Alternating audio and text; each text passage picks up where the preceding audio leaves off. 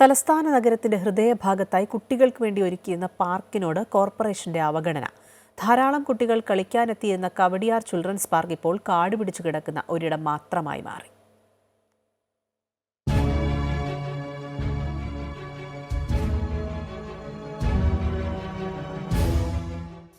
വിട്ടുവന്ന ശേഷം അല്പനേരം കളിക്കാമെന്ന് ആശ്വസിച്ചാണ് ലിയോയും ആദിയും പാർക്കിലെത്തിയത്.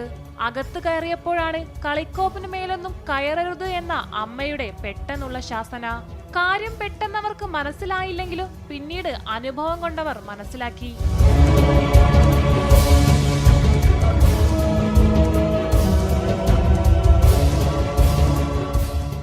വൈകുന്നേരങ്ങളിൽ സുഹൃത്തുക്കളുമൊത്ത് സൊറ പറഞ്ഞിരിക്കാനും കുട്ടികൾക്ക് കളിക്കാനുമായി ഇവിടെ ഒരു പാർക്കുണ്ടായിരുന്നു. ഒഴിവു സമയങ്ങൾ ആനന്ദകരമാക്കാൻ ആളുകൾ കണ്ടെത്തിയ ഒരിടം ഇപ്പോഴത് കരിയിലകൾ മൂടി കാട് പിടിച്ച ഒരിടം മാത്രമായി മാറി. ഈ പാർക്ക് ഇതിങ്ങനെ നശിച്ചിടക്കാൻ പറഞ്ഞിട്ട് ഒരുപാട് നാളായി. ചെയറായാലും കുട്ടികൾ കളിക്കാനുള്ളതായാലും കാട് പിടിച്ചും തിരുമ്പ് പിടിച്ചും ഒക്കെ നശിക്കാൻ ഒരുപാട് നാളായി. അപ്പോൾ നമുക്ക് സാധാരണ ആളുകൾക്ക് ഇവിടെ ഒന്ന് വിശ്രമിക്കാനോ ഒന്ന് റിലാക്സ് ചെയ്യാനൊക്കെ പറ്റിയ നല്ലൊരു സ്പോട്ടാണ്. ഇതിങ്ങനെ നശിച്ചു കിടക്കുന്ന കാരണം പബ്ലിക്കിന് അതൊരു ബുദ്ധിമുട്ടാണ്. ഒരു ടോയ്ലറ്റ് ഫെസിലിറ്റി ഇല്ല ഇവിടെ. അപ്പോൾ ഇതൊന്ന് പബ്ലിക്കിന് യൂസ് ചെയ്യാൻ പറ്റുന്ന രീതിയിൽ ഗവൺമെൻറ് ഒന്ന് മെയിൻറ്റെയിൻ ചെയ്ത് കൊണ്ടുപോകുകയാണെങ്കിൽ അത്ര നല്ലതായിരിക്കും. ഇത് നന്നാക്കുകയാണെങ്കിൽ വരുന്ന പിള്ളേർക്ക് കളിക്കാനൊക്കെ സൗകര്യമായിരിക്കും. ഇപ്പം എല്ലാം കേൾക്കുന്നത് മൊബൈൽ അഡിക്ഷൻ അങ്ങനെയൊക്കെയാണ്. ഇനി പാർക്ക് ശരിയാക്കുമ്പോൾ ഇവിടെ വന്നിരിക്കാനും കുറേ കാര്യങ്ങളൊക്കെ കണ്ട് മനസ്സിലാക്കാനൊക്കെ സാധിക്കുന്നതാണ്. ഇപ്പോൾ 2 വർഷം കാണുന്ന ഈ ഒരു അവസ്ഥ തന്നെയാണ്. ഇപ്പം ഫസ്റ്റ് വർഷനെ വന്ന 2022 ആ ടൈമിലൊക്കെയാണ് വന്നത്.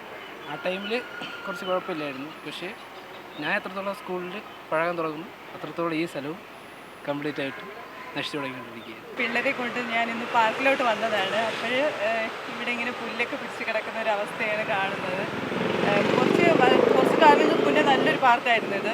അപ്പോൾ വന്ന് നമ്മളിവിടെ പ്ലേ ചെയ്ത് പോയിട്ടുണ്ടായിരുന്നു. പക്ഷേ ഇപ്പോൾ നല്ലൊരു പാർക്ക് അന്വേഷിച്ച് വന്ന് ഇവിടെ വന്ന് നോക്കിയപ്പോഴത്തേക്കും ഇങ്ങനൊരു അവസ്ഥയാണ് കാണുന്നത്. പക്ഷേ കുറേ നാളുകൊണ്ട് കുറേ വർഷം കൊണ്ട് ഇപ്പോൾ ശരിയാക്കുമെന്ന് പറഞ്ഞിട്ട് അത് ശരിയാക്കാണ്ടിരിക്കുകയാണ്. ഇവിടങ്ങളിലൊക്കെയുള്ള കൊച്ചു കുട്ടികൾക്ക് ഇതൊരു ഭയങ്കര ഒരു ആശ്വാസമായിരുന്നു.